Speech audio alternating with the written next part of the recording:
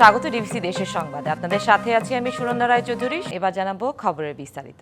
বর্ষা আসে বর্ষা যায়, কিন্তু জলাবদ্ধতা থেকে মুক্তি মেলে না চট্টগ্রাম নগরবাসীর। আসন্ন বর্ষাতেও জলাবদ্ধতা থেকে মুক্তি মিলছে না তাদের। জলাবদ্ধতা নিরসনে 14,300 কোটি টাকার মেগা প্রকল্পের কাজ যথাসময় শেষ না হওয়ায় এবারের পুরো নগরী জলে ডোবার আশঙ্কায় বাসিন্দারা।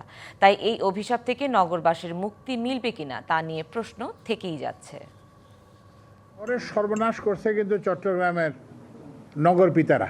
এই যে খালের উপরে বাড়ি, শুধু যে বাড়ি যে প্রাইভেট লোককে দিছে তা না, সিডিএ নিজেই বাড়ি করছে, সিডিএ নিজেই মার্কেট করছে। সম্প্রতি চট্টগ্রামে এক সভায় নগরীর জলাবদ্ধতা প্রকল্প নিয়ে এভাবেই ক্ষোভ প্রকাশ করেন বিদ্যুৎ ও জ্বালানি উপদেষ্টা। জলাবদ্ধতা নিরসনে 2019 সালে শুরু হওয়া মেগা প্রকল্পের কাজ শেষ হওয়ার কথা ছিল 2023 সালের ডিসেম্বরে। দফায় দফায় বাড়ানো হয়েছে প্রকল্পের মেয়াদ, সেই সাথে বেড়েছে ব্যয়ও, তবুও মেলেনি জলাবদ্ধতা থেকে মুক্তি। 57টি খালের মধ্যে সংস্কার করা হবে 36টি।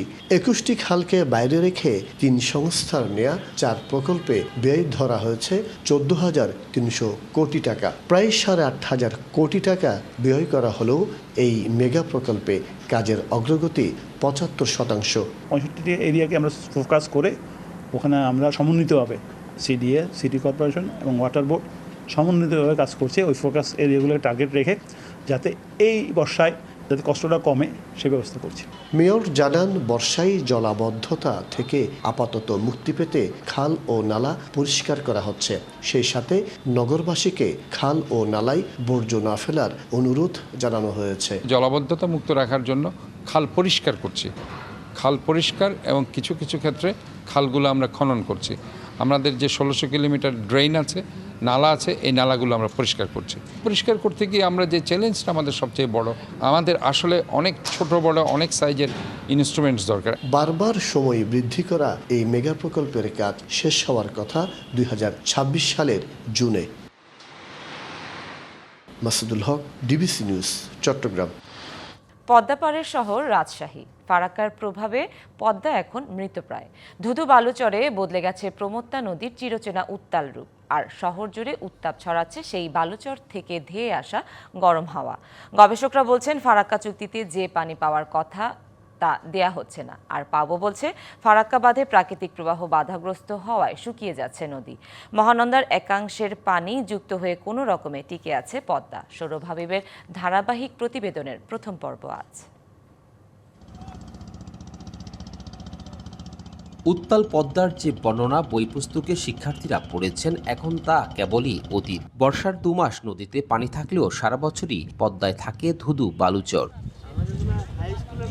একসময় পদ্মার শীতল বাতাস মন জুড়াতো মহানগরীর বাসিন্দাদের। এখন দক্ষিণের বাতাসে মিশছে চরের উত্তাপ। এতে গ্রীষ্মকালে শহরের জনজীবনে নেমে আসে দুর্ভোগ। যদি পানিটা এরকম না থাকে বা এরকম খরা থাকে, চর পড়ে যায়, তাহলে জীবনটা আরো দুর্বিষহ হয়ে যায়। নগরীর পঞ্চপটি, কুমারপাড়া, ফুৎকিপাড়া, বড়কুঠি, দরগাপাড়া এলাকায় জেগেছে বিশাল বালুচর। এখন নদীর মূলধারা বইছে শহর থেকে প্রায় 2 কিলোমিটার দূরে। নদীর বুকে তাই চলে চাষাবাদ সহ খেলাধুলা। শৈশবে পদ্মার উত্তাল রূপ দেখে যারা বড় হয়েছেন, তাদের চোখে মুখে এখন শুধুই হতাশা। ছোটবেলায় যেটা আমি দেখেছিলাম, সেই স্রোত বহিত নদীর কিছুই এখানে আর দেখা যায় না। গবেষকরা বলছেন, ফারাক্কা চুক্তিতে 35,000 কিউসেক পানি দেওয়ার কথা থাকলেও শুষ্ক মৌসুমে তা মেলে না। এ কারণে বছরের উল্লেখযোগ্য সময় নদী থাকে পানি শূন্য। মহানন্দার একাংশের পানিতে চলছে পদ্মার ধারা। তবে এবার মহানন্দায় রাবার ড্যাম স্থাপন করায় শুষ্ক মৌসুমে পদ্মায় পানি আরও কমবে। পদ্মার যে অবস্থাগুলো আমরা এই সময় এসে দেখছি, এখানে কিন্তু প্রকৃত ততটুকু পানি পাচ্ছি না আমরা। চাঁপাইনবাবগঞ্জ শহরের পাশে কিন্তু রাবার ড্যাম হয়েছে, তার ফলে মহানন্দার পানি এবছর ফ্লো কমে যাবে। পানি উন্নয়ন বোর্ড বলছে, চুক্তির পানি পাওয়া গেলেও ফারাক্কা বাঁধে নদীর প্রাকৃতিক প্রবাহ বাধাগ্রস্ত হওয়ায় শুষ্ক মৌসুমে নদী শুকিয়ে যাচ্ছে।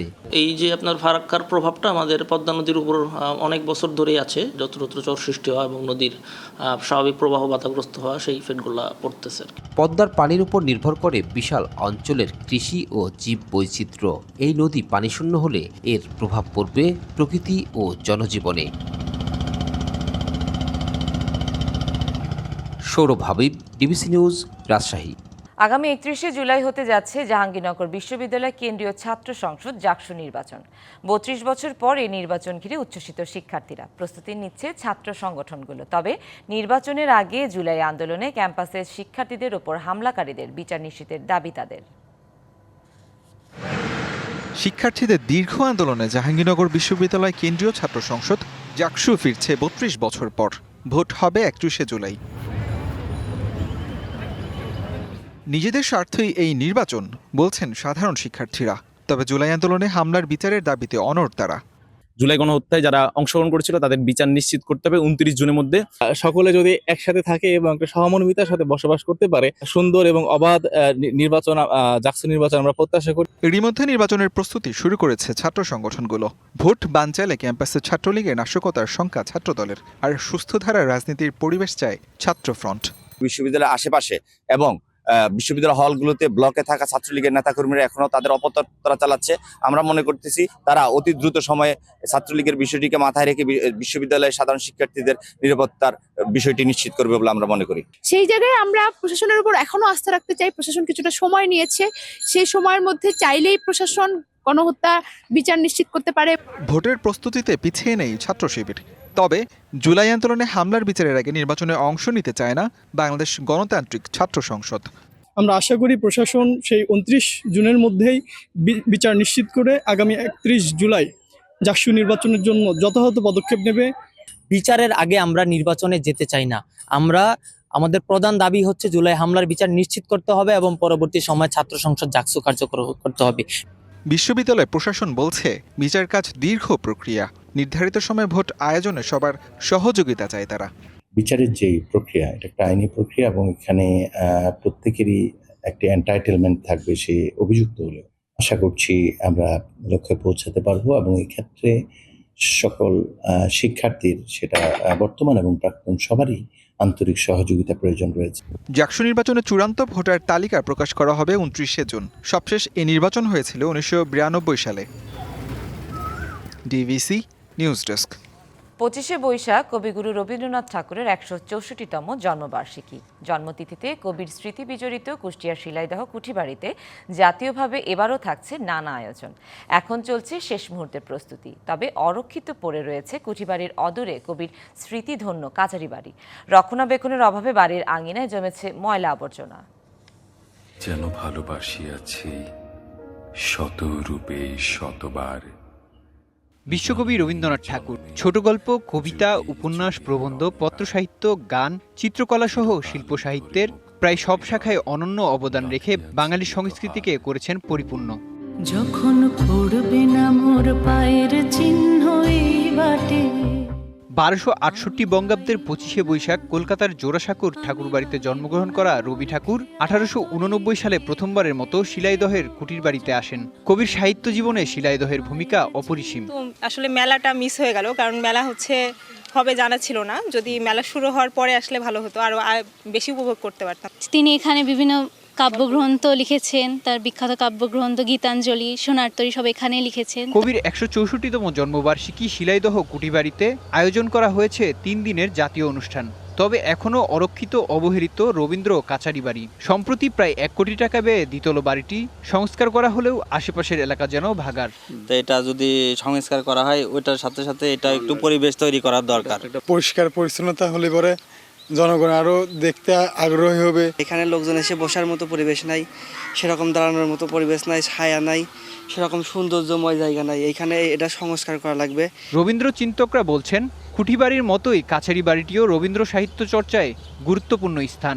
তাই একে পূর্বের অবস্থায় ফিরিয়ে আনার দাবি তাদের। এই কাছারি বাড়ির আরও অনেক কিছু তথ্য ছিল, এইগুলো হারিয়ে যায় আর কি। ওই স্টাফ কোয়ার্টার আবার নতুন করে মেরামত করতে হবে, যে এখানে এই স্টাফ কোয়ার্টার ছিল। তারপরে ওই ঘোড়ার রাস্তাবল, ওইরকম রাস্তাবল তৈরি করতে হবে। যদি ভালোভাবে ব্যবহার করা যায় তাহলে পর্যটক আকর্ষণের অন্যতম একটা কেন্দ্র হবে আর কি। আর কুঠিবাড়ির মতো কাচারি বাড়িকেও পর্যটন কেন্দ্র হিসেবে গড়ে তোলার পরিকল্পনা রয়েছে প্রত্নতত্ত্ব বিভাগের। এবং আমাদের পরিকল্পনা রয়েছে টোটাল যে জায়গাটা প্রথম আমরা বাউন্ডারি ওয়াল নির্মাণ করে আমরা সেখানেও এই কবিগুরুর স্মৃতি বিজড়িত কুঠিবাড়ির মতো আমরা তার কাচারি বাড়িতে আমরা একটা ডিসপ্লে সেন্টার করে দর্শনার্থীদের জন্য উন্মুক্ত করব। রবীন্দ্র ভক্ত দর্শনার্থীরা যাতে কুটির বাড়ির মতো কাছারি বাড়িও পরিদর্শন করতে পারেন সে ব্যবস্থা করার দাবি স্থানীয়দের।